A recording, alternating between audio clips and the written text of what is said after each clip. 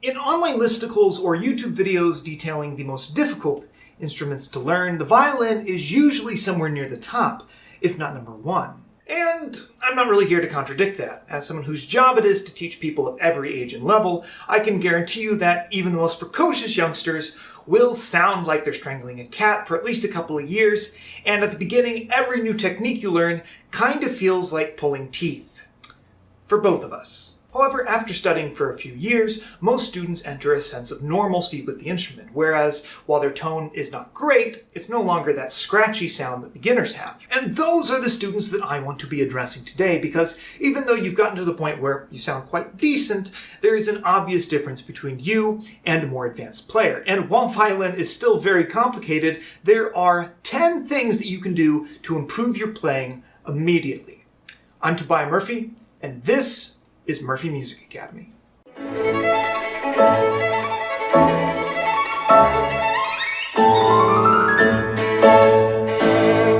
Number one is constant vibrato. There's nothing more obviously amateurish about someone's playing that they only vibrate notes that are a quarter length or longer. Now, of course, vibrato is always a good thing to have learned and to have. However, it's almost better to not vibrate at all if every note you vibrate is just going to stick out like a sore thumb.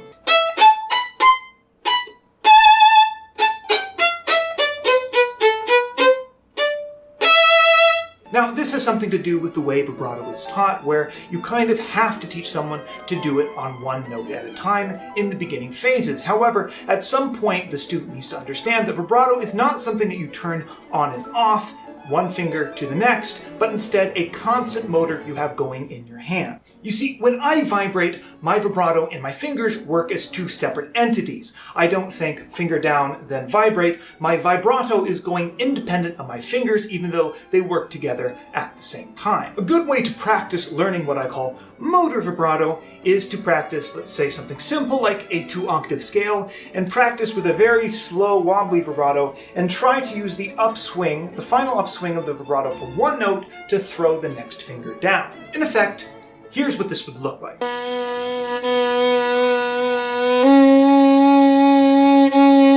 Now, once you get more comfortable with that, then you can try doing it with actual vibrato and just linking the fingers together without stopping the vibrato at all. And then, of course, during this whole time, you try to apply it to your pieces as much as possible. This might be a little bit awkward at first, especially if you do have light switch vibrato, which most intermediate students do. However, once you get the hang of it, it will add an immediate sparkle and life to your playing, and quite frankly, you'll never go back. The second thing you can do to improve your playing immediately has to do with your left hand and intonation. You know, that one thing that everyone and their mother can hear is wrong, even if they don't know why. Now, what I'm going to give to you is such a simple and seemingly, I would think, obvious fix, but it is also one of the most common mistakes that I see students make. And that is not making sure your fingers are moving perpendicularly from string to string. Now, I don't want to get into the physics of this, but you might notice that the strings are all the exact same length. Now, this means that the divisions of the strings for the pitches, you know, where you put your fingers, is going to be the exact same thing for every string. So that means that where you put your third finger for an in-tune third finger on the A string is going to be in the exact same place in relation to the fingerboard as where you put the third finger on the E string to play that in tune as well. However, I constantly have to remind students that they are putting their fingers at a diagonal from one string to the next, usually coming from a higher string to a lower string. They put their finger this way instead of this way. This usually involves something sounding like this. Let's just take this figure. Usually you'll hear this.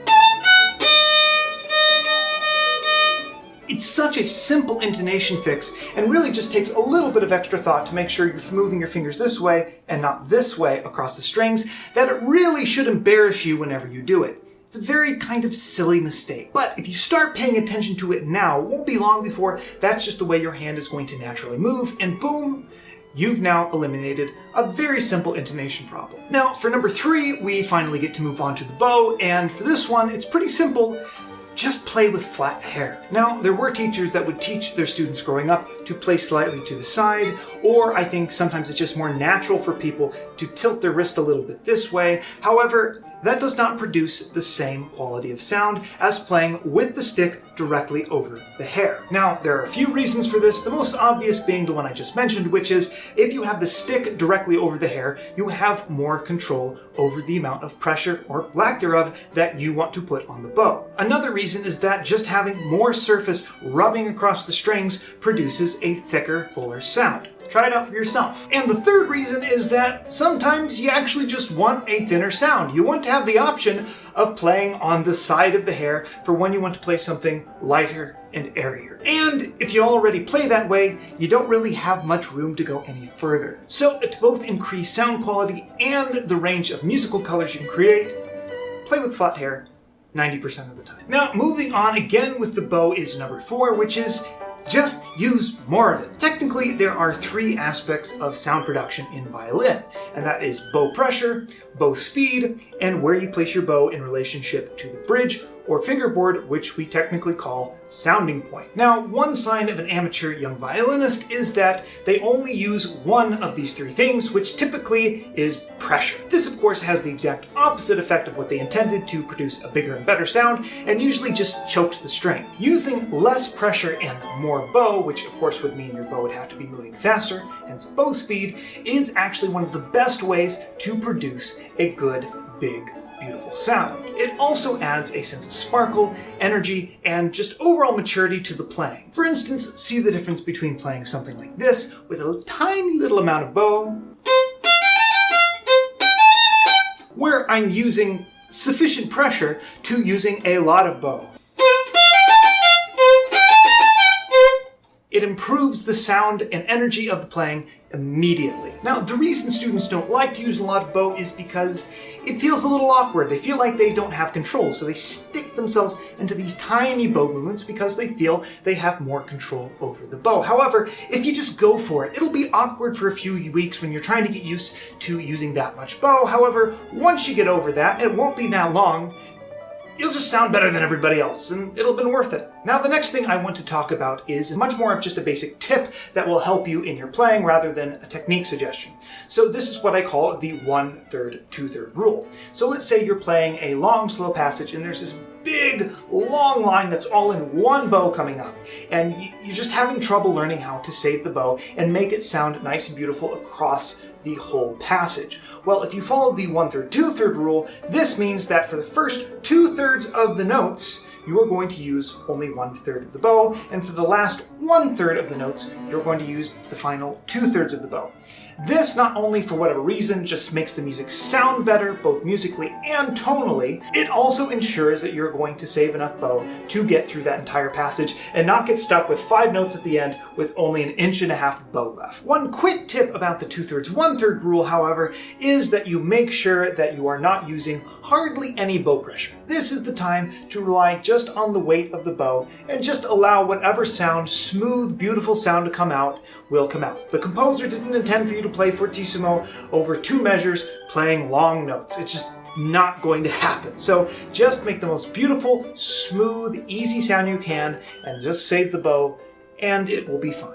And of course, the final and most important thing that young intermediate students can do to instantly improve their playing is, of course, to subscribe to Murphy Music Academy, where you get tips and breakdowns of just about every aspect of violin technique from basic to advanced. And I'm pretty good at replying to comments, so you can ask me almost any question you want. And if you're looking for a little bit more guidance, I do give Skype lessons, unless of course you live in Michigan and we're going to start opening up here pretty soon and you want to drive over for lessons. Anyway, I've been Tobias Murphy for Murphy Music Academy, not just reminding you there is no pleasure in mediocrity, but also giving you the tools to escape it. Happy practicing, and I'll see you next time.